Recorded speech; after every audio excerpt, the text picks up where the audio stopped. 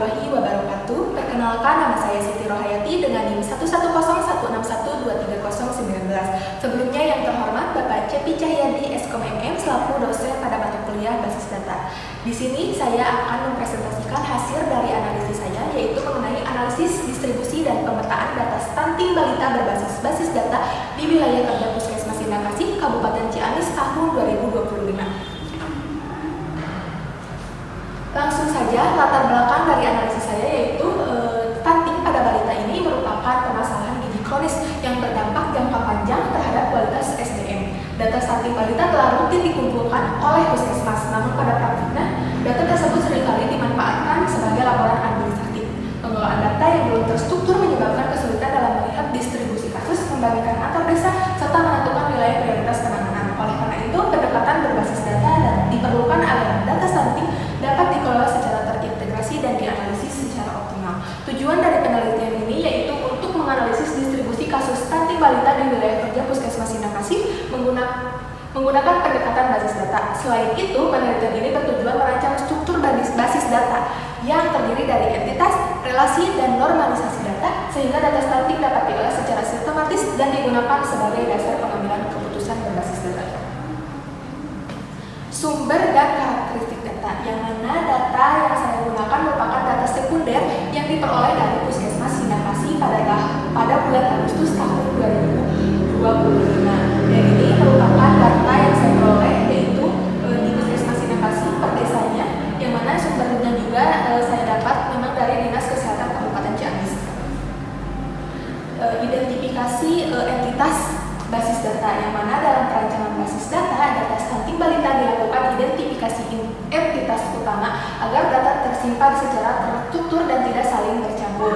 Yang mana entitas yang saya gunakan ini, yang mana entitasnya yaitu ada kabupaten, kecamatan, puskesmas, desa, dan data stunting. Yang mana kabupaten sebagai wilayah administrasi, kecamatan sebagai wilayah kerja, puskesmas sebagai fasilitas pelayanan kesehatan, desa sebagai lokasi pencatatan data, dan data stunting sebagai jumlah kasus dan balita yang diukur. Relasi dan kardinalitasnya, yang mana setelah entitas tadi ditentukan, yang mana selanjutnya itu menentukan hubungan antar entitas, yang mana ini merupakan relasi dan kardinalitasnya yaitu kabupaten memiliki kecamatan, kecamatan memiliki puskesmas, puskesmas melayani desa, desa memiliki data stunting. Selanjutnya itu sebagai tadi sudah ditentukan relasi dan kardinalitasnya, yang mana ada entity relationship diagram atau biasa disebut dengan IRD, yang mana digunakan untuk memvisualisasikan hubungan antar entitas dalam basis data stunting. Ini sudah saya gambarkan IRD-nya. Normalisasi data, yang mana normalisasi data ini dilakukan untuk menghindari duplikasi dan menjaga konsistensi informasi. Data wilayah dan fasilitas kesehatan dipisahkan ke dalam tabel dimensi sesuai fungsinya, sedangkan data kasus stunting disimpan dalam tabel fakta. Proses normalisasi ini membuat basis data lebih efisien, mudah dikelola, dan siap digunakan untuk dianalisis. Yang mana ini tabel dimensi hasil normalisasinya yaitu berfungsi sebagai acuan identitas wilayah dalam analisis distribusi stunting. Yang mana tabel ini menyimpan informasi data desa tanpa mencampurkannya dengan data kasus, yang mana ini sudah ada kode desanya dari per desanya dan juga merupakan kode puskesmas. Nah, ini merupakan tabel fakta stunting, yang mana tabel utama yang digunakan dalam analisis. Tabel ini memuat data jumlah kasus stunting dan jumlah balita yang diukur pada setiap desanya. Ini sudah saya buatkan dari tabel data stuntingnya. Di sini sudah tersedia semuanya, jumlah kasus stunting, jumlah kasus balita yang diukur, kode desanya apa, dan sebagainya. Proses query data stunting balita, yang mana query digunakan untuk mengolah data stunting balita agar diperoleh informasi desa dengan beban kasus tinggi. Proses query dilakukan dengan menerapkan aljabar relasional pada tabel data stunting, yaitu dengan menyaring data berdasarkan jumlah kasus stunting. Tahap ini bertujuan untuk mempersempit data sehingga hanya desa dengan kasus stunting tinggi yang dianalisis lebih lanjut. Yang mana kriteria dari query ini yaitu jumlah kasus stunting lebih dari 30, yang mana ditemukan ada 2 kode desa yang mana jumlah kasusnya lebih dari 30. Dengan kode desa 202 di jumlah kasus stuntingnya ada 34, dan kode desa 2007 ada 37 jumlah kasus stunting.